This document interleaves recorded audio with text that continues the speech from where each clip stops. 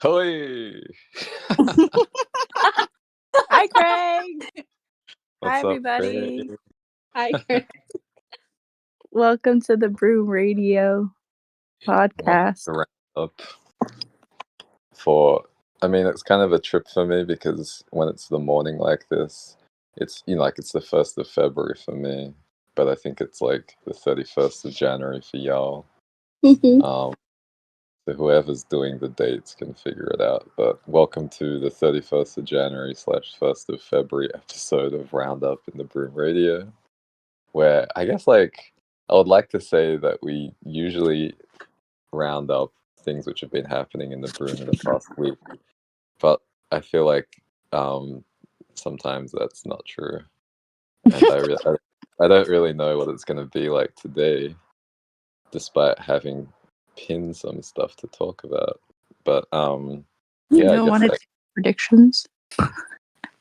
oh yeah, the predictions have been going off mostly because I've been dropping reads about people, and y'all have been confirming them. Wait, what reads? Oh, just reads about childhood conditioning and trauma, just stuff like that. Casual. And hopefully y'all aren't just affirming them due to my reading of them. But what are you gonna do? How y'all doing this week? Doing well. I've been enjoying your reads, among other things, in the Broom, obviously. I feel like this week has personally felt longer for me than it has been. I kept wanting to say, or feeling like today was Venus Day, knowing that it was Mercury Day. So, time is doing that little thing it does again.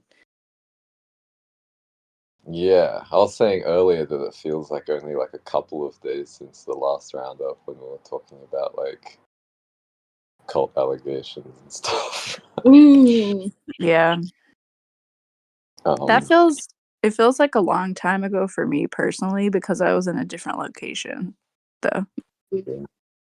Yeah. So that it literally feels like months ago. Wow. Was I even in the same reality? No, not really.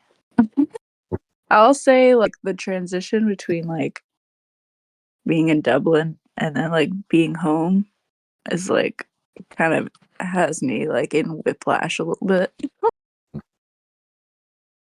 Yeah, it feels very surreal. I sort of underestimated how polarized those experiences would feel. Mm-hmm. What aspects of it do you feel like are most polarizing or polarized to you right now? Just from going from being able to be around a lot of people to not is really, it's pretty intense. Yeah, that's kind of what I was thinking too. I won't take it to predictions because I didn't say it. I mean, it's not like I didn't know that would be the case, but I guess I sort of I don't know. It's interesting. Yeah, it's also continental shift. You went from one continent to the other too, which I can imagine trips up the meridians of time. Oof, meridians of time. What a phrase. It's like the sequel to Days of Our Lives. Oh my God. That was actually Passions, but I'm not going to go too hard. Okay. It's okay. I never got into Passions, actually. I just heard about it. Mm-hmm. I'm kind of glad that my grandma didn't get into it. But was it her, that generation? Because my mom was really into it. So I don't know if she got on the bandwagon later. I don't know. I think my grandma's still watching Days of Our Lives and The Bold and the Beautiful, and she's still screaming at the same characters who are still finding ways to cheat on their parents or something. I don't know. That's about it. Great synopsis, in my opinion. Yeah. Timeless. Um, how is I guess we've been talking about like the Mercury Mars conjunction, and I'm kind of curious how that's been going for y'all. Oh yeah. Oh, man, it feels like talk about it, be about it kind of energetic climate right now. And I'm Mhm, Mhm. curious if that tracks for y'all. mhm. Definitely interesting. Yeah, I was thinking about Mercury because of what Anna said about polarity, and Oh. yeah, I think like Mercury is like ruling tropical Gemini and Virgo. I mean, I think Gemini and Virgo in themselves are pretty polarized. But then I'd say like Gemini kind of relates to like polarity most strongly for me. But then I I also didn't feel even like make the association. what's that? Oh, I'm like I wouldn't have made that association, so that's really interesting. Go on.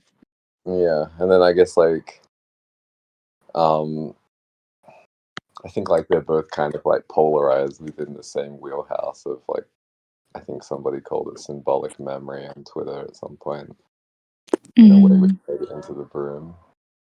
So like, there's been a lot, for some reason for the first time this week Lexi started the numerology thread, and that feels like really material to me.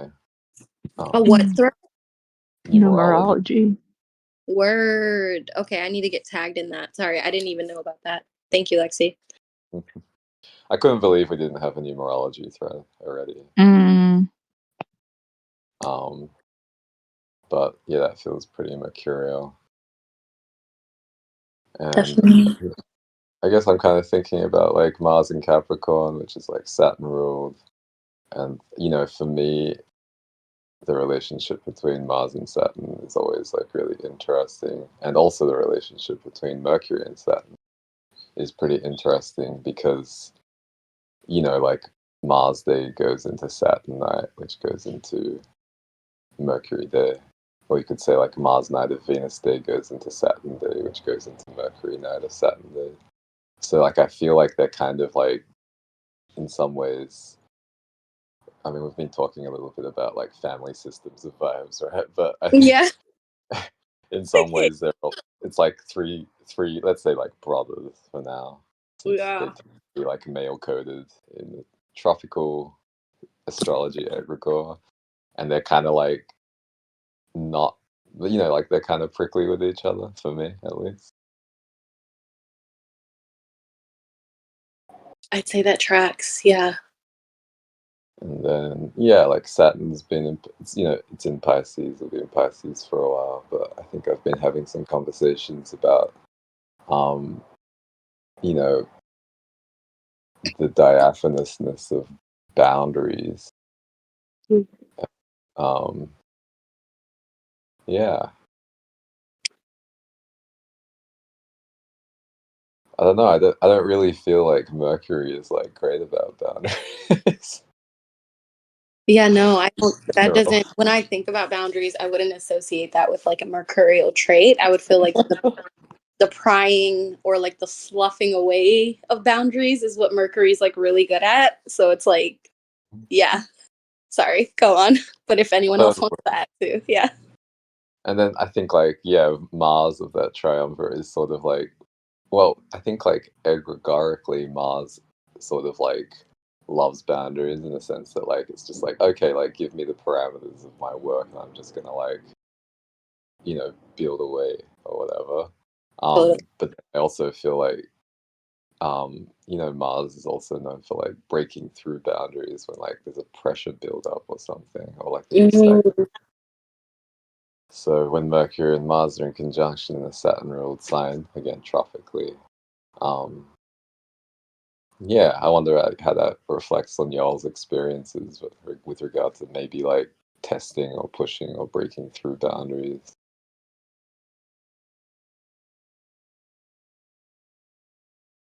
or maybe like even dissolving them in like a Piscean type of way.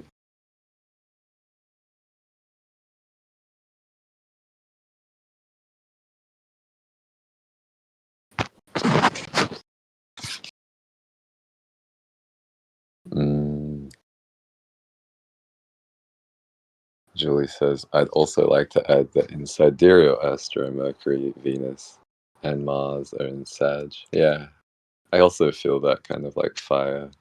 Do you want to say more about how like tropical and sidereal tend to like interact for you, Julie, or like how they tend to be interacting for you now?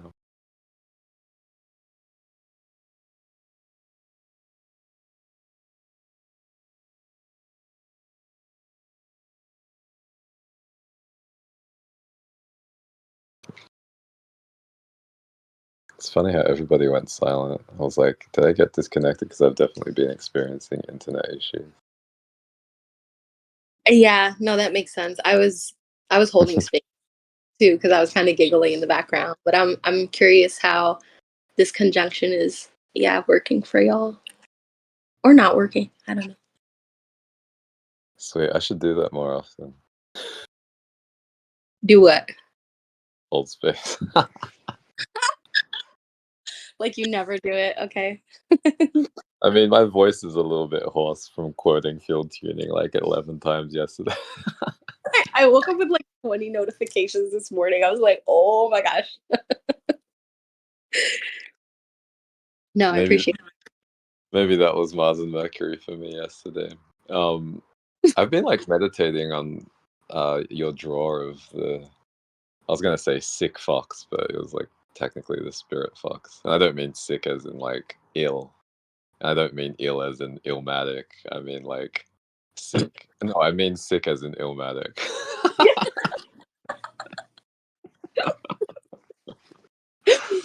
Oh my But gosh. yeah, it was a strong draw. I mean, I've been working with kitsune or like the celestial foxes as they call them in like Shinto and Taoist lineages for quite a while. And I'll Yeah. say like for me, it's always sort of been like sacrally oriented and Hmm. you know, kind of I think that often it kind of reconnects humans to like the animal grid of consciousness for me. Yeah. And sort of like brings life for people who may be like stagnated or like kind of got a little crusty from trying to fit in with other people. But I Yeah. also felt like your read on the spirit fox was kind of fresh as well. Um, so I've been meditating on that. Yeah. And it's interesting because I started his Dark Materials recently, which I started a thread on in Gallery. And I think as I was like kind of, because I do that like sometimes when I pull the cards, I think I've shared that where I'll like meditate on them after. And so I was like meditating and I was guided to meditate on the archetype of the fox. And I do remember you kind of sharing that. I think I have that book in my Amazon wish list, about the celestial foxes. But all that to say is I was watching his Dark Materials, and it's a show where like people's demon, aka their daemon, aka their anima, is like an animal that's like outside of them. And until people come of age, basically their animal can shapeshift. And I'm just going to say that without ruining too much of the show because it's way too bomb. But anyway, one of the characters had their daemon had experienced a vibe switch basically, and they were a fox, like a white fox. And I had saw you and Kate's interaction on Twitter, and I was like, wow, like this is so par for the course. And yeah, I do, that does align like about foxes being connected to sacral energy. Because I think at some point during field tuning, which you had mentioned too, I was like, yo, I'm literally feeling like waves of energy through my sacral or like through the lens of my sacral. And I was like, wow, this is powerful. Pretty cool. Yeah, I feel like you also touched upon something I appreciate about like your divination containers is like not just reads, like there's actual like energy work happening. Um, which I don't know if people necessarily get, but you know, like you were saying earlier today, like we were talking about, I'm kind of like tired of bending over to like try and help people get things. So I'll just appreciate it. Thank you. Yeah. Because I guess we'll get to like the critique of it later. And I was just like, I mean, critiques are welcome, but it doesn't mean I'm going to do anything about it. But I actually did do something about one of the critiques. because this week's field tuning was recorded as opposed to live, which of course I think has a different energy signature, but at the same time doesn't go without saying that you can offer energetic transmission through recorded material. And just as many people who don't know that that can happen live, I don't think they realize that when when you like receive a recorded transmission, that it's still like a transmission. So yeah, in short.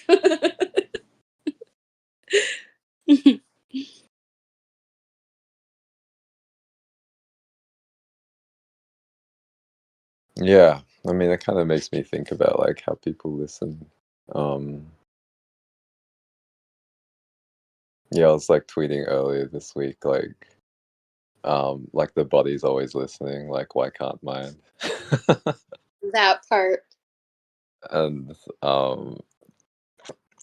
it feels really dry and kind of dusty to me when I kind of tune into it. Like I'm like sort of pinching and activating the area above my higher heart right now.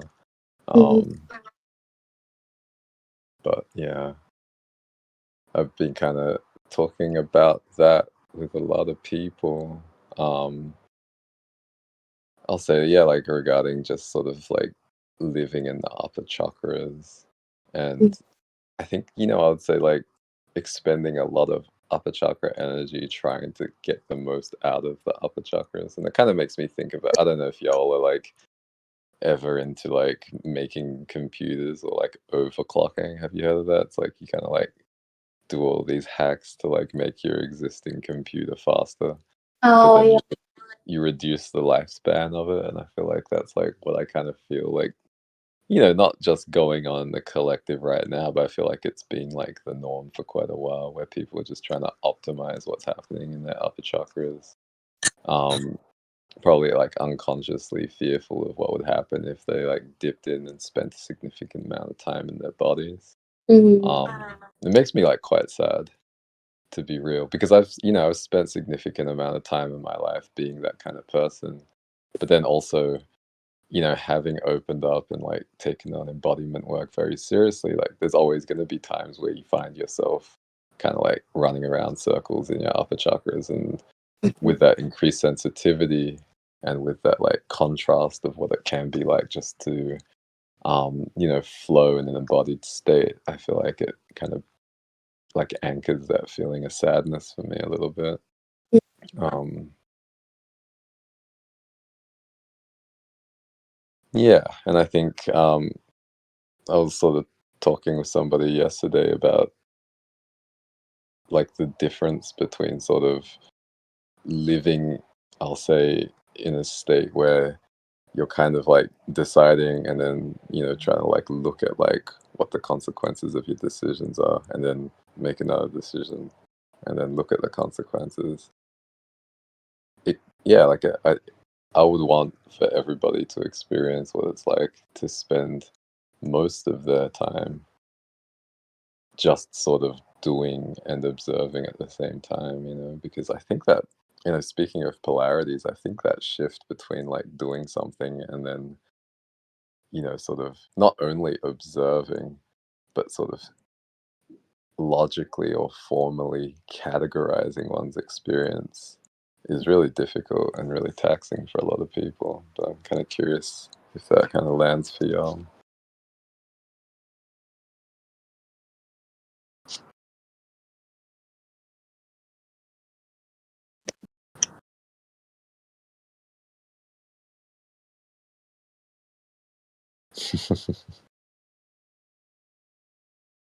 Mm. Going back to tropical and sidereal, Julie says, I'm usually able to see the same patterns that are drawn in tropical astro and sidereal, but in differing planets. I find the same thing. And it makes me it kind of, I'm really interested in that kind of line of reasoning, because I think a lot of people who are pretty, I would say like we're skeptical, continue to think about astrology as, almost like I think the way that most people think about art therapy, right? Which is that like you look at things and then you find a reflection which you assemble from the symbolic material that you're looking at, rather than believing that there's actually something, I want to say, like intrinsic and externally conscious about, like, what some people call the music of the spheres. Mm. Um, but yeah, I think that the pattern that Julie's talking about um, makes a lot of sense, and I think it also contributes to like the reinforcement of tropical astrology, which like my stance on tropical and sidereal is really more like tropical astrology has an influence which we should be aware of, or like I wouldn't say should, or I shouldn't say should, but I'll say it pays to be aware of. But I also feel like for me, at least, like my stance towards tropical astrology is mostly about being aware of it so I can be free of it. Whereas I feel like this dynamic where people are able to see patterns, which I think like emanate intrinsically from, um, you know, a sidereal, as in like what's actually in the sky and where and how is it aspecting. Um, I feel like when people attribute it to tropical astrology, it like reinforces those egregores for me, which, um, yeah, I'd say it's like etymologically unfortunate in my experience.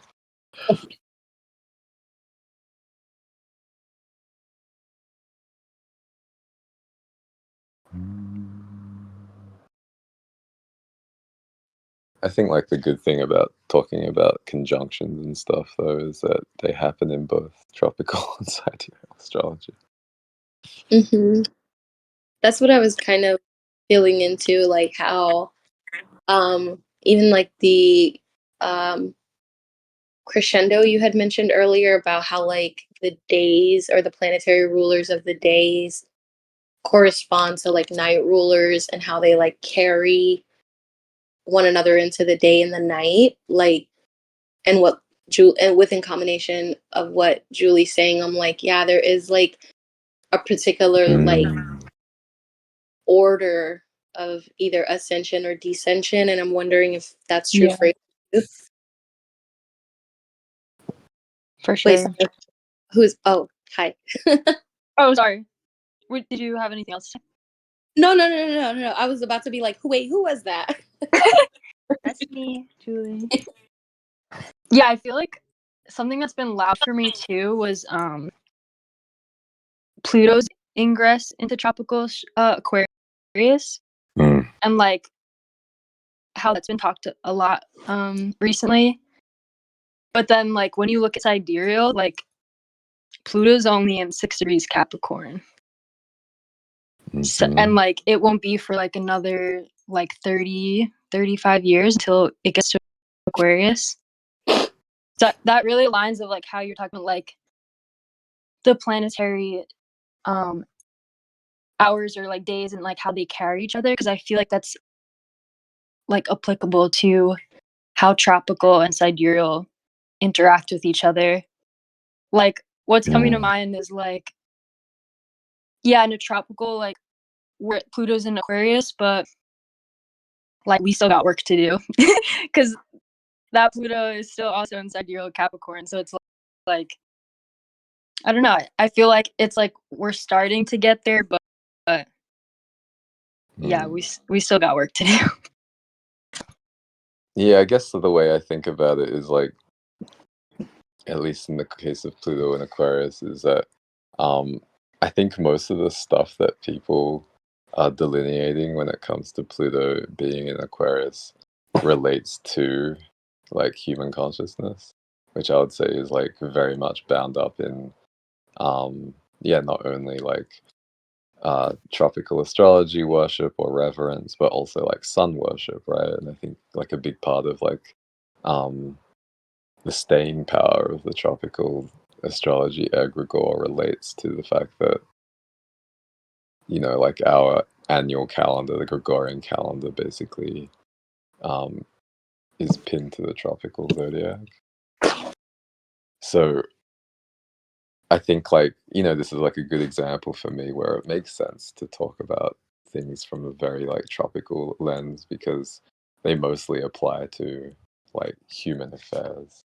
Whereas I think that like like going back to like foxes don't know anything about the tropical zodiac. So I would say that they're more in touch with like like not even sidereal astrology. Like they're more in touch with what's happening in the cosmos. Yeah. Um. So yeah, I don't know why we're going so hard on tropical versus sidereal, but I guess maybe it's a Mercury Mars thing. I'm kind of curious if anybody has anything more to say about the Mercury Mars thing, because I feel like just hearing y'all's exchange like clicks some things into place for me. So I'm like, say more if y'all want.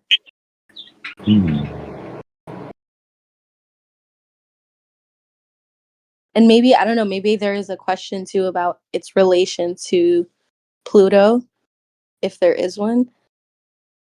Hmm.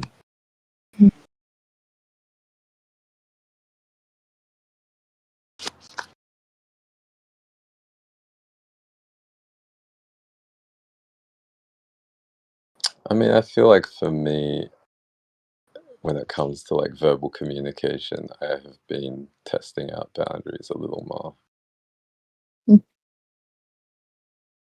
And I guess I wonder, I mean, it feels like to me perhaps that like Pluto leaving Capricorn sort of did something for like Mercury and Mars.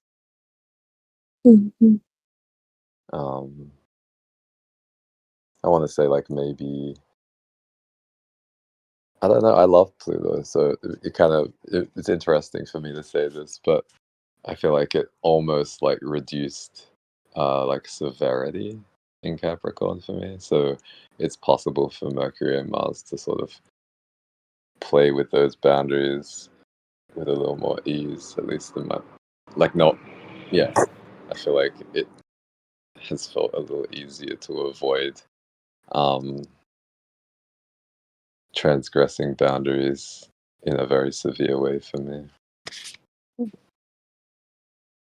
Yeah, that. Thank you for saying that, because that tracks for me too. And I mean, yeah, I feel like we're back to the family system of vibes, because I'm like just thinking about like how far out Pluto is in the planetary like network of planets that revolve around the sun. I'm like, okay, Pluto's like way back there and has like left house, and like I can imagine that reverb having an effect on planets that are like closer to the sun. Um Mm, More earlier than maybe like later planets of like antiquity. And so I'm just like, mm, there's like, I don't know, like I'm kind of like cross referencing these patterns. And I'm like, that really tracks. I'd say the same for myself personally, where I feel like I haven't necessarily, maybe it's not affecting my Mercury as much, but I feel like my relationship to Mars and action and asserting boundaries and like also enjoying the space within created by like the protection of those boundaries has been like really like something I've been like relishing in lately. sure. Yeah. Something about the way you described that which made me think about like what it's like inside the house when the wolf's no longer outside the window. Oh, wait. Say, can you say that again? Like if I imagine Pluto as like the wolf outside the window, and then like Pluto just sort of like leaves the window, then it kind of changes the atmosphere of what's happening inside the room. Totally. With the three little pigs? Yeah, exactly. Like maybe they're not as afraid anymore. It's the three pigs of Venus, Mars, and Mercury, basically.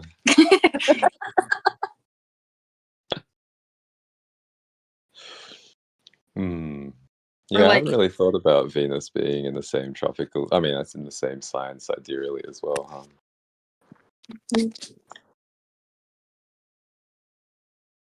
Hmm. Sorry, Julie, were you gonna say something? oh, I was just gonna say, it's like they're not being surveilled anymore. Hmm. Mhm. Whew. Has Venus been showing up for y'all in this? Yeah. This is actually Same. my Venus return, which is What? Ooh. yeah. Which I felt like it like snuck up on me. I like checked a couple weeks ago, and then I was like, oh, like this is gonna be like during my birthday, leading up to my birthday. But yeah, I feel like it's been pretty loud for me.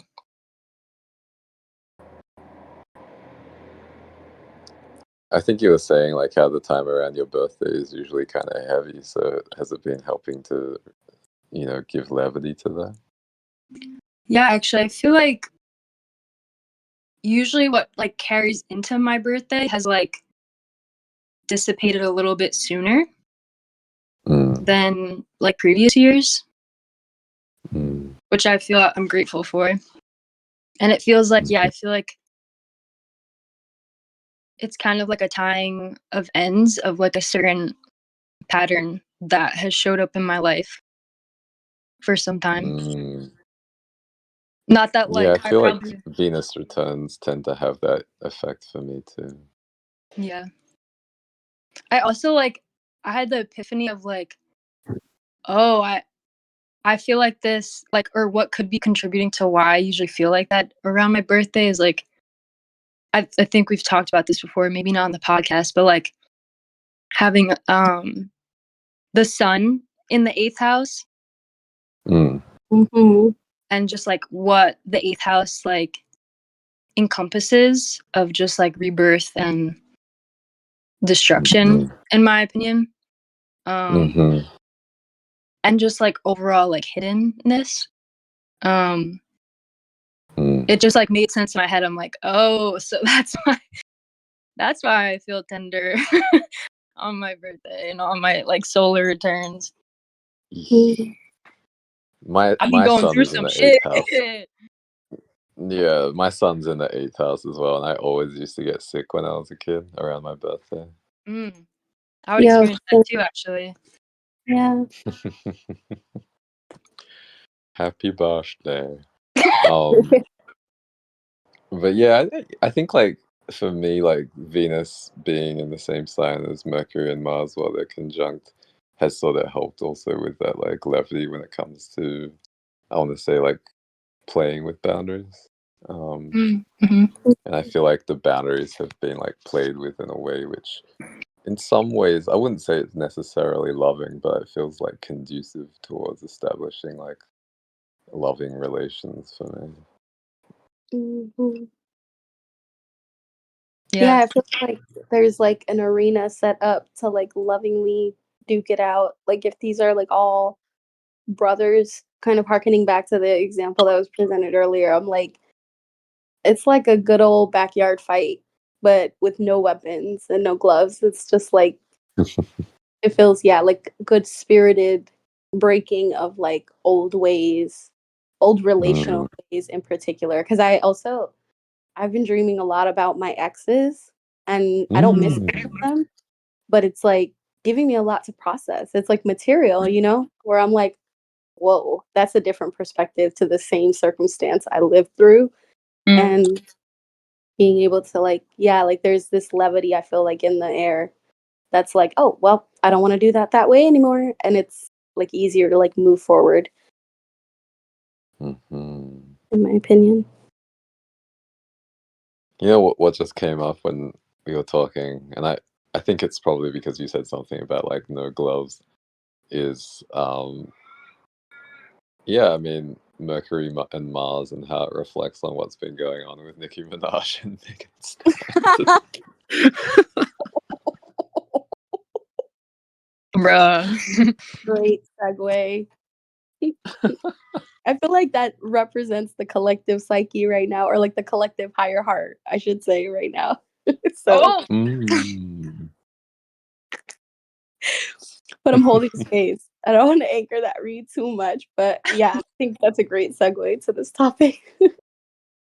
Anna says the first night I was in Dublin, I saw two girls in a fist fight, but it felt loving somehow. I don't know how to explain it, but it was like I was just walking down the street and like I don't know why, but it made me feel safer. Like, Wow. because like it wasn't totally out of control. It was like you could tell that like they were really good friends and like they just really needed to like get some shit off their chest and like Honestly, respect. Like, Do you want to put the predictions in the predictions channel about Nicki Minaj and Meg? Are they going to end up being really good friends? I think the world would love to see it. Maybe Nicki will teach Meg how to rap. Um, Oh.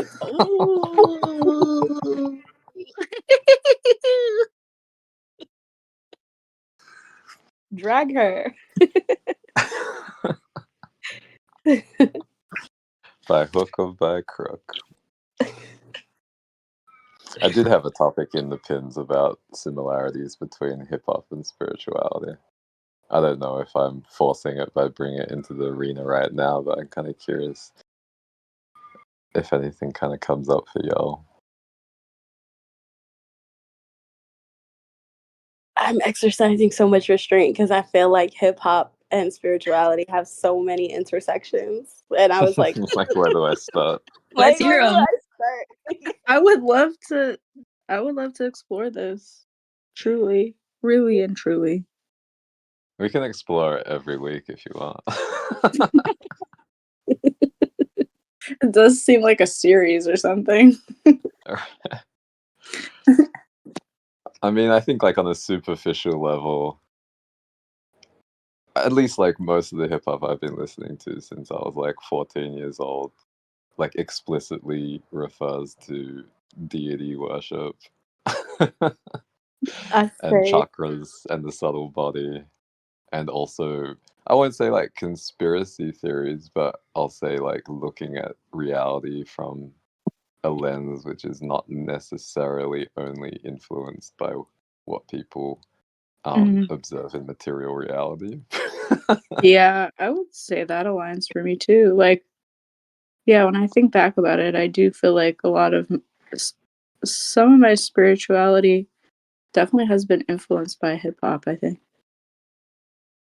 For sure. And also talking about space.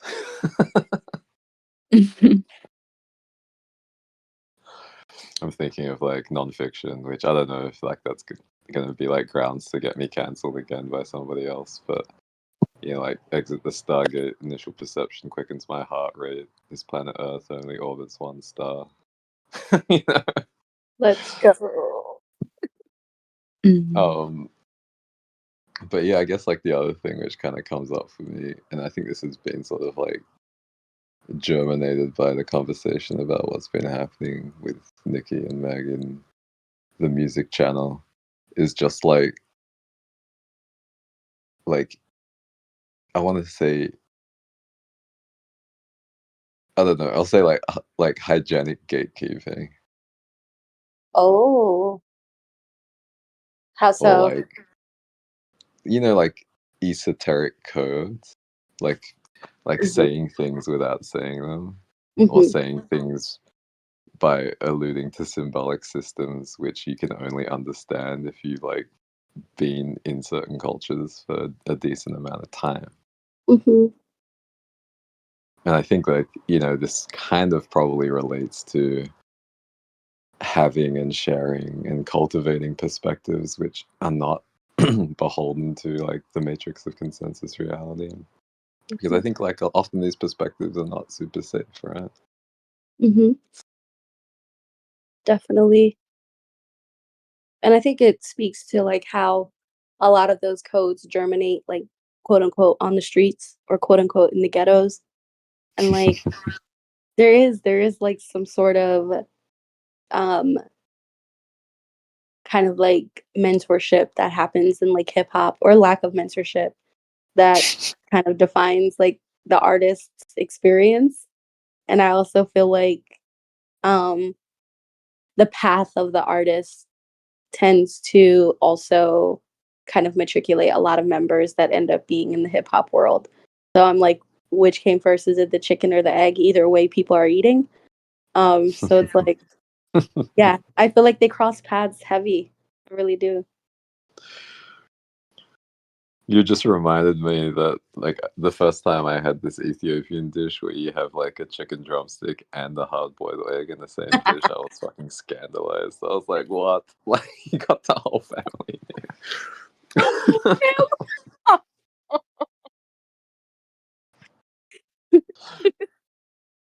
Yeah. That is spicy, both literally and Yeah. metaphorically. Mm. Wow. Something's happened to my crown, so I'll just, like, hold space for a second.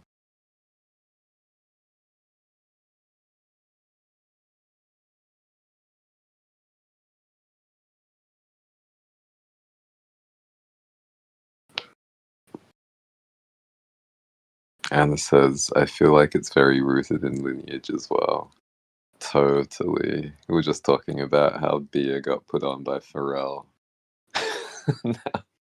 How I feel like Pharrell-like emanations sort of, like, were they there? Is that why, like, he picked her up?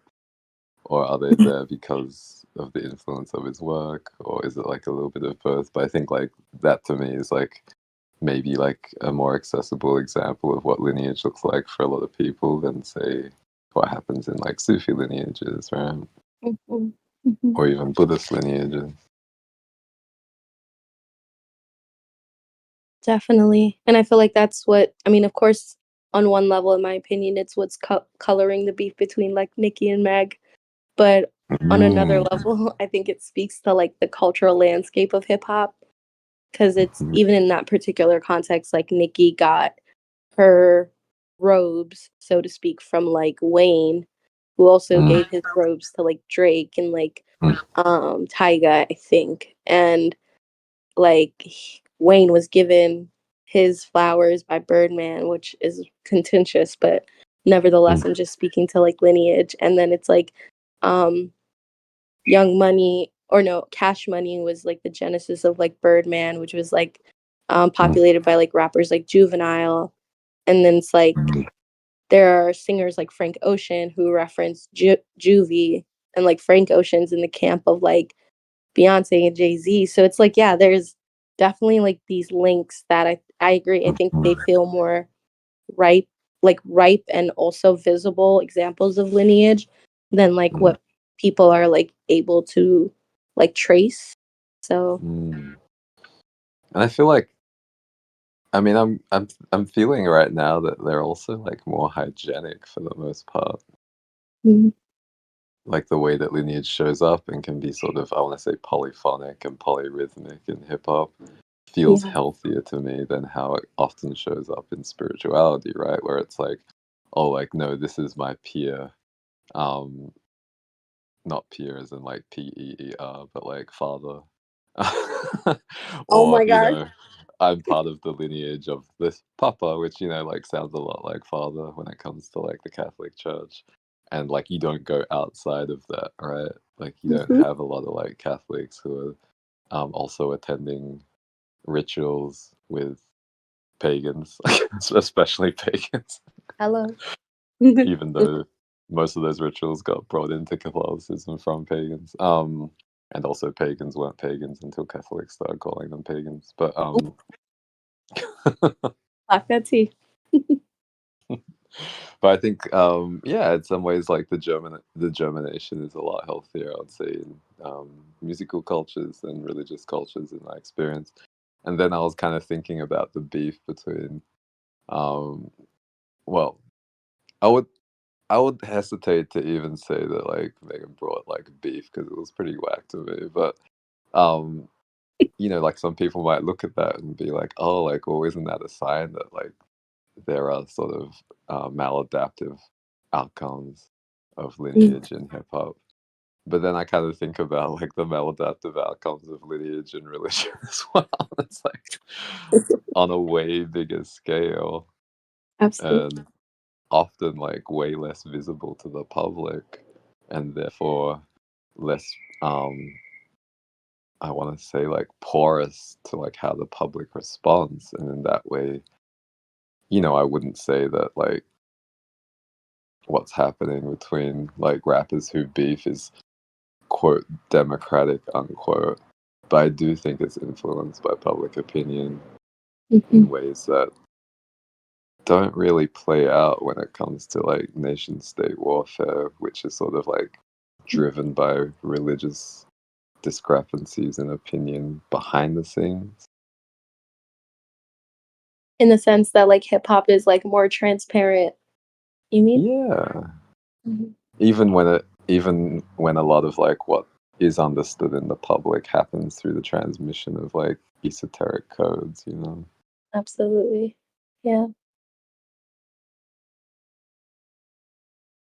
Yeah, and it's interesting because I think that same dynamic creates a sanctity around music, like similar to religion, but it's more like a free market in the music Mm. world. And like you said, like polyrhythmic in the sense that there are ebbs and flows. Like even this, like for me, I'm like looking at this Meg and Nicki beef as like a cultural moment where it's like Nicki kind of wants one thing, or like in the sense that she wants to be praised for the lanes that she created in hip hop for people For like sure. Meg and Cardi to like be where they are. Mm. And then also like Meg and Cardi, I think, who's not really centered in this beef, but I think what Meg is asking for is like a level of like respect and privacy, which is also fair.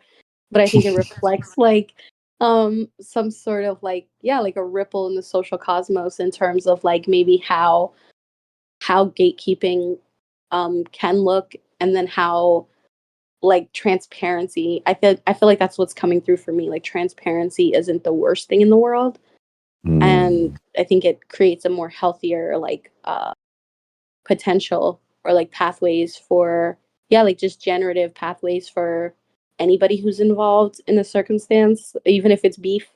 I think Mm. when it's beef, it's a better example of how things are handled. And I'm like, look, like they're beefing, like no one's dying, no one's getting hurt. Like it's literally like wordplay. But I think that that's like the esoteric side of it that still gets to be um played with by the public opinion, while also like maintaining, yeah, like a level of like sanctity because of um the relationship that either both people have with their fans, or like, Mm. yeah, like what side of the public gets to see what's happening. And I also feel like it's okay for people to like have public opinion, because a lot of people are also like, y'all shouldn't be on the internet arguing about this. And I'm like, I think I'd rather people like argue about Nikki and Meg as opposed to like arguing with their families, like, like creating Mhm. ruptures with their families. So I'm like, sometimes there are better outlets, is kind of like what I'm walking away with. I really appreciate you bringing in, like Meg's perspective on, perhaps asking for like respect and privacy, because I was kind of reflecting on how that's not necessarily something which I would see in like beef between male rappers. Hmm. And then I was also reflecting on like, again, like the parallels with religion and spirituality Mm. when it comes to like, yeah, like what right do you have to respect and privacy when you make your money by being a public figure? I think like that's kind of, I mean, I think like definitely some rights, but I think when it comes to like, um, like making your money as a public figure by being someone who's associated with a craft, Hmm. and I feel like this is like really close to home for me as a spiritual practitioner, because I feel like maybe I'm called to give awareness to like which parts of the spectrum I traverse when it comes to like revering other traditions and holding space for many different traditions, but also being very serious about what I think spiritual practice is. Mm. Um, and like in some ways, like which side of the spiritual war I'm on. Totally, totally, yeah. And um, yeah, like I think again, like I think we've been talking about like this idea that it's possible that there is like a hygienic or an aligned or divine form of gatekeeping. which I think relates to like, yeah, I mean, I think like some of the lines that get drawn in the spiritual war for me, like I think with like Nicki and Meg, it's like, can you actually rap or not? Or like, how Mhm. heavily do you depend upon ghostwriters? Because I think we all know that most rappers use ghostwriters from time to time, at least. Um, but like in spiritual circles, for me, it's like, do you actually end up having better relations with spiritual and non-spiritual people? Or, are you only able to have peace if you can completely control your environment and control your relationships, or isolate yourself from relationships by being, say, like a monk or something, right? Yeah. I think is like one of those lines for me. Um, do the people who practice in your lineage end up feeling like they have more freedom and power and authority over themselves, or do they give more of it away? Mm. Um, and I think like these are like really interesting kind of spaces for me to move around, because I think overall I more or less agree with like this idea of like non-interference between sovereign beings, but I also feel like there's this paradox of tolerance thing that people reference Karl Popper for, where it's like if somebody's interfering with you in some ways, or the proliferating doctrine which interferes with like your lineages, or the proliferating doctrine which interferes with material reality in a way which makes it more challenging Mm. to live in an aligned way, then sometimes you have to interfere to reduce interference overall. Yeah, definitely. Maybe it's a bit of a stretch to say that Nikki's trying to do this for the craft of hip hop, but I feel like she is. Like that's been the crux of her argument. And I also feel like it's the crux of a lot of like I'm thinking about the Black Panther Party now, which is like maybe a Mm, pivot, but I think was really connected to hip hop. And I think they talked about how like a doctrine of nonviolence, while mm, like violence is ongoing, is like absurd, basically. And I'm mhm. paraphrasing heavily, but I actually came across that quote this week, and I was like, wow, like Yeah. that is very affirming, especially considering like yeah, like the spiritual climate and like the spiritual war. And I often feel that in like sessions, and often feel that like just talking to people, like, but it also relates to like a part of hip hop that I think a lot of people are familiar with, which is like the cipher, where people like gather to like Mm. murder each other on the mic. And it's like that's the point. And I think about that often in spiritual work, where it's like if one lineage or somebody who practices from a particular lineage allows the proliferation of their lineage to depend on distortions as opposed to like its authentic stream of gnosis, I feel Mm. like that's kind of the dynamic where you kind of just have to kind of grab the mic and do what it do, like drop the mic on other people, metaphorically speaking. And I think that maybe, I don't know, maybe that's a message that like Mars has for us, is like there is a way to sort of create guardrails that have a way for people to look in and out, but not like cross those Mm. lines of demarcation, if that makes sense. And I'm the type of person who's very iffy about borders altogether, but I think borders are different than boundaries. Because I Mm. also am thinking about like an example of like livestock that my dad talks about often, where he's like, like animals are animals and like people are people, and they mingle and they have this like really, really close relationship, but at the same time, like you don't let your sheep sleep in the bed with you. And I think that pastoral wisdom like kind of applies here too. Mm. If that makes sense. Mhm. Yeah, I guess like the other thing that was coming up for me, which I think I talk about a lot, and maybe I'm talking about too much now, is just the difference between nonviolence and harm reduction. Hmm. Like one of them is very black and white, and the other I think like allows for shades of gray. And I think, attitudes of nonviolence ultimately often lead to like more violence overall, because people want to look at things in black and white. And I think they fail to recognize that sometimes a little bit of violence can reduce violence overall. Mhm. And it's obviously like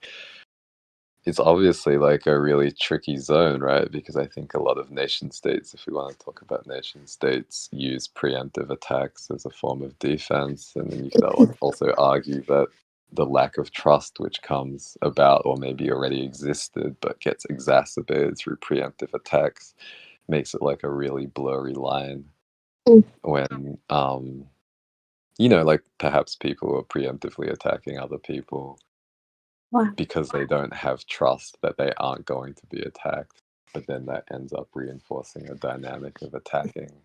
Definitely. But I also feel like, yeah, like a lot of times, like venting things like verbally or in a humorous way can reduce violence overall. Going back to what Anna was saying about like a fist fight between two people who love each other and just need to duke it out can cut cords and create space for a more loving relationship. And I think there's also like this meme which goes around, at least in like my online circles, about like cultures. I think they're in like Peru, where at the end of the year people who have beef with each other just like fight and then they have drinks together and then they're like all good again. I kind of love that. I feel like Yeah. that's proactive in a generative direction. Yeah. I feel like it also reminds people that there's actually consequences for beef, in ways that are like maybe not super destructive. Yeah. And I think these are all sort of like different gradations of violence which ultimately lead to a reduction in harm. Um but then, like kind of going back to what I was saying about like this kind of gray area.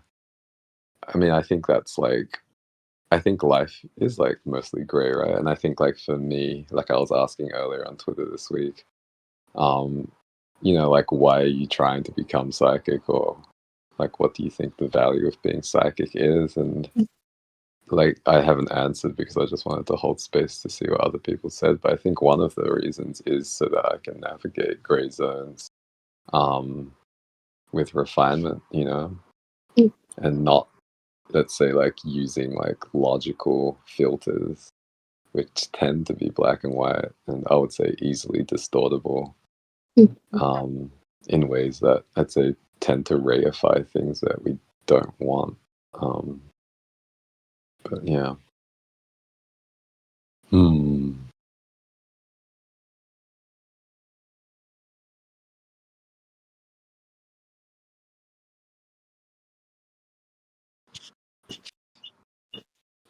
Anna says, what did Kwame Ture say? What is nonviolence when your opponent has no conscience? Wow. Ashe. Yeah, I think a lot of people are like way too triggered by the idea that an opponent might not have conscience, or may not. I want to say also to allow for an opponent not having conscience or consciousness in a given context, right? Mhm. Mhm. Like, I think it's like pretty foolish to believe that, um, yeah, like we're always dealing with regulated or grounded or centered actors, especially when it comes to conflict. Absolutely. Yeah.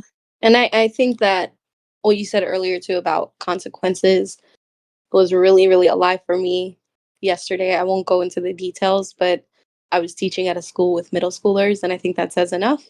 And I remember one of the points that I made being that like y'all got to realize that some of your actions have consequences. And I think that saying it out loud also helped, like it reverberated back into me where I was just like, huh, Mm. like, and it helped me account for like all those moments. I remember the moment they got to their work and they were like able to reset. I like went into my phone and started journaling, and I was like, yo, like I am reflecting heavily on the times where like I did do things or acted without conscious, and how like usually the moment that I become lucid is when I'm like faced with a consequence, and a lot of people are like karma, but I'm like, yeah, like that's kind of how it works though. Like Mm. in the sense that if my expectations for me personally for like younger people is to have conscientiousness, then I think for me it's only right that I expect that out of myself, and also track the patterns, and become more mindful of that if I can, if I can help it. But I do think for Mm. me personally, it's part of my refinement process to do that. And I think that, yeah, I also agree with the other thing that you said about getting more comfortable with the fact that certain actors might be acting out of unconscientiousness has also been like a growth edge for me personally, but definitely feels a little bit easier, considering like the cosmic climate right now. Hmm. Do you want to say more about how the cosmic climate is bringing ease to that process of refinement for you? I feel like it's helping me like feel more compassionate towards like every role that everyone's playing. Um, Mm. Cosmic orchestra, where like even myself as what like in that pool of people. Um, but then it's also helping me like have like a more responsive, compassionate lens towards what I'm seeing, as opposed to like compassion that's, which I think we've talked about this word in the room, that's like flaccid, that's like, oh, Mm. I'm just gonna feel bad and pity that person or pity myself. And I don't think that has the same generative affect for me, as Mm. opposed to like, exercising compassion and then also asking myself, like, what can I do differently next time? Or like, how can I apply whatever wisdom has like crystallized in my awareness?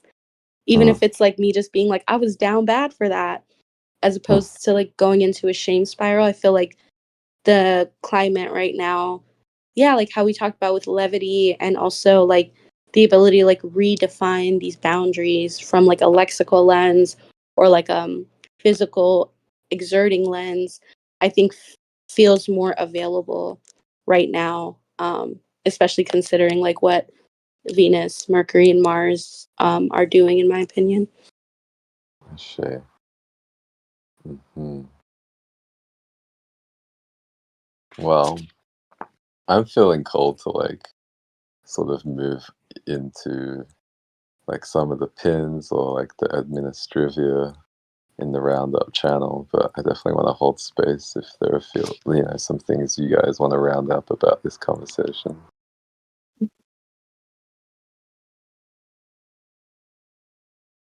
But I feel like you kind of tied it up pretty nicely for me. Ashe. And also, none of the buttons in Discord are working very consistently for me. Join the broom. You'll be in an app called Discord, which works sometimes. Um, I can look at the pins if you'd like. no, it's all good. I wanted to like give a shade to Adam Archetype becoming a tender because I feel like that happened this week. Like it happened on Thursday last week, right? Hmm. So, yeah, I mean, I'm really stoked to see Adam, or Adam Archetype on Twitter become a tender in the broom. Um, Yay. I mean, I appreciate something that's coming up for me right now is how often Adam starts like the archetypal hour recordings by talking about how he welcomes people to interrupt him. Because like for me, like I'll say like growing up as a kid, it was very triggering to be interrupted. But I also grew up in a family where people are always interrupting each other, and I feel like I also figured out how to enjoy it to an extent.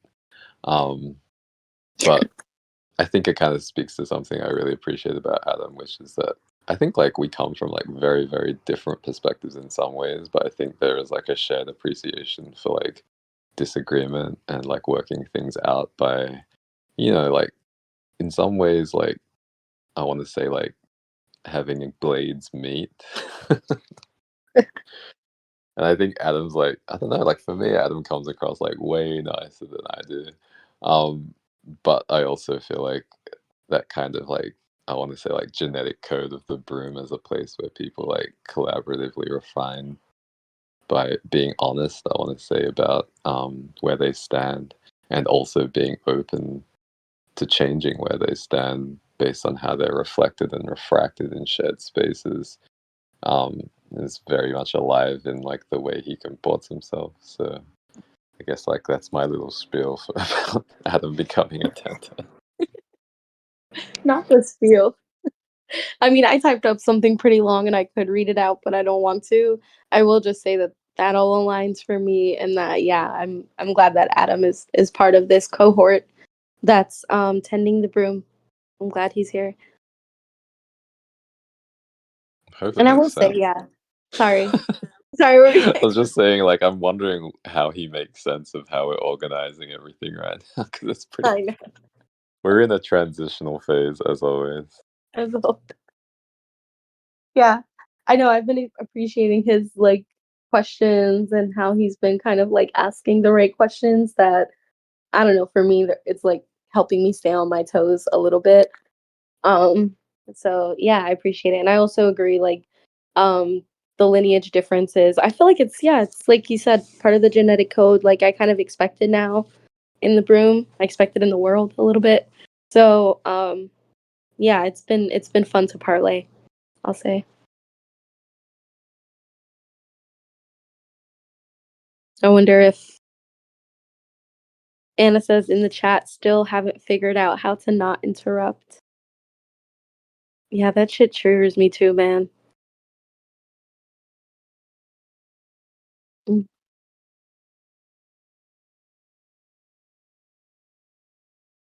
Yeah, I mean, I think it's particularly difficult on the internet. But I Agreed. feel like there are kind of, I mean, definitely like going back to what we were talking about with like harm reduction. Like, there are definitely contexts where I think like you need to interrupt people, especially if they've been drinking a little bit too much and they're not even aware of the fact they've been going on for too long.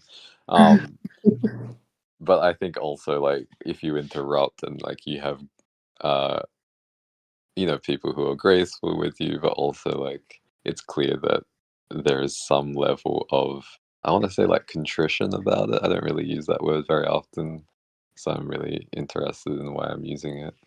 Then it's easier. Whereas like I would say like in my family, a lot of the time people are callously interrupting and not even knowing it, and it just becomes really difficult for anybody to have like a conversation which goes for a certain amount of time. Can relate. It's like sometimes we do have some things we actually need to resolve.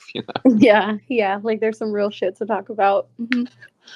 Yeah. I like grew up in a family of like jokesters, and so it's like, yeah, it's a different geometry, but very similar. Where I'm like, no, I'm serious. I'm serious. But yeah, Um, yeah, so, thank you, Adam, for stepping up to help us tend the broom and also publish the Broom Radio podcast. I guess I'm going to look at the pins again and see if there's anything else up on the agenda. Oh, there is a topic that someone brought up about, I think it comes from Ahmed, asking about precognitive dreams and whether they pop up more literally or figuratively. But I feel like it's a huge topic that I think like it's maybe like another one of those topics where we could probably do like a specific container on them. Um, and I guess like as far as like administrative stuff type goes, there's a pin in here about just like doubling down. I'll just read it out. Intrepid Bodies, Hoda says, doubling down on the commons being free to use radio as a broadcast space. I love that you use commons there because I feel like there's a way that people could take it where it's like, oh, like there's commoners and then there's tenders, there's the elite and then there's the hoi polloi. But I feel like what you're saying here is that like there really is no boundary between like, people who are holding regular containers and people who are just like members of the pot and therefore able to unmute and speak in the radio as a broadcast space. And, thanks to Anna for like facilitating Gaia holding a listening session, which I would have loved to have made it to, but I think it was like 3 o'clock in the morning for me. And then there was also a listening session that Agnew put together, which I also didn't get to attend. And Agnew decided to leave the broom, which I don't know if anybody wants to talk about. But in general, I would say that, I think if anybody wants to use the radio space, I'd love for more people to put together like playlists and hold listening sessions, because I feel like, as we've been talking about already, like music can be like a really great lens. Well, I won't say it's primarily a great lens for talking about spirituality, but I think it's like a really great way for people to find themselves in what they might call like more spiritual modes of being, or just more comfortable modes of being, which can also create space for being more attuned with themselves and other people. And also, it's really fun. I'm So, hosting one on Friday. oh, Dubs. okay. Hopefully, it's not at 4 o'clock in the morning for me. It's And at yeah, 8 maybe p.m. EST, 8 p.m. EST, so it's at I think. 9 a.m. in the morning for me, maybe. We'll see. But Yeah, it's at 8 p.m. yeah. Oh, I think I can't make it because I'm going abalone fishing for the first time as an officially licensed Ooh. recreational abalone fisher person. Um, Congrats. That was Thank you. so long. There was no skill test or learning process involved. Is it like But a protected species or something? yeah, like the fisheries Mm. department in Western Australia is like pretty good, I think, about getting people to respect populations of ecosystems that we rely upon for food and recreation and joie de vivre. But yeah, I think I also want to give a shade to like Podrock for putting together, I think, a vote right now for making it easier for people to jump onto radio and then just like queue up some tunes and then maybe talk about them and share them with other people. So if y'all want more information about that, then probably just like pop into the server help channel and ask. I'd love to hear what y'all are listening to and maybe talk about it a little bit and maybe talk about it from a spiritual perspective. Or at least like a healing perspective. I don't want to make it seem as if like everything has to be all serious and in alignment with sacred text, because I feel like that's really only probably about 20% of what happens in the broom, to be I honest. mean, if spirituality needs to be serious, then I'm kind of I'm out. I'm out. Bye. See you later. Unless you think of Nicki Minaj "Fuck the Club Up" as a spiritual text, then yeah, it is. Joined the broom yesterday. Y'all. Well, I don't know how y'all feel about rounding up Roundup for now. Feels good. Yeah. Yeah. yeah. Lexi, do you want to tell Craig to fuck off? Thank you for listening. Peace, Thank you for y'all. listening. Join the and broom. Join the broom. And yeah, let's talk about hip hop and beef. I'll show you. Where's Peace. the Peace, peace, peace. I'm gonna tell Craig.